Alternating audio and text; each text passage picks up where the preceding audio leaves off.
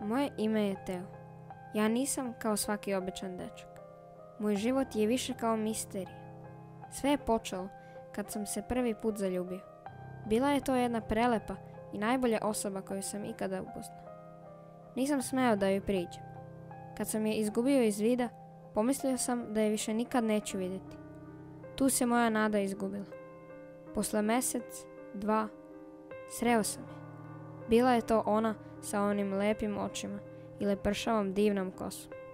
Naravno, nisam joj prišao. Dan za danom nastavila je da se pojavljuje gdje god i ja, kao da je ona mene pratila. Tako sam joj posle par viđenja prišao i pitao kako se zove. Rekla je da nema ime. Pitao sam je da li mogu da je zovem Mija. Okrenula se i otišla. Otišao sam do nje, izvinio se i pitao je: kako mogu da te zovem? Rekla je: Bliznakinja. Pozitivno sam klimnuo glavom i pozvao je sutra u bioskop. Pristala je. Sreli smo se tamo, ali ona nije bila sama. Bila je sa nekom devojčicom koja je izgledala isto kao i ona. Ja u stvari nisam ni znao koja je od njih dve bliznakinja. A onda sam shvatio. To je bila njena sestra bliznakinja. Bilo je pomalo jezivo.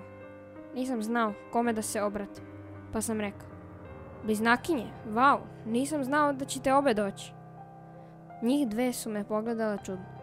Rekao sam da krenemo u bioskop. Krenule su. Njihovi pokreti bili su isti. Bio sam preplašen. Kada smo završili film, pitao sam ih: kada ćemo ponovo da se vidimo? Rekli su u isto vrijeme: Kada god ti hoćeš.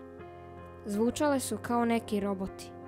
Tada sam im rekao da nisam skoro slobodan. Bile su ljute i prodrale su mi se. Nemoj da nas izbegavaš, već si se uvukao u ovo, znači vidimo se sutra.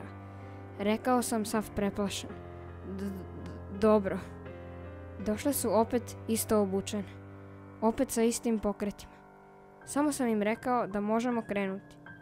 One su rekle da bi ovaj put više voljele da to bude na nekom drugom mjestu. Nisam mogao da im kažem ne. Samo sam krenuo. To je bilo groblje.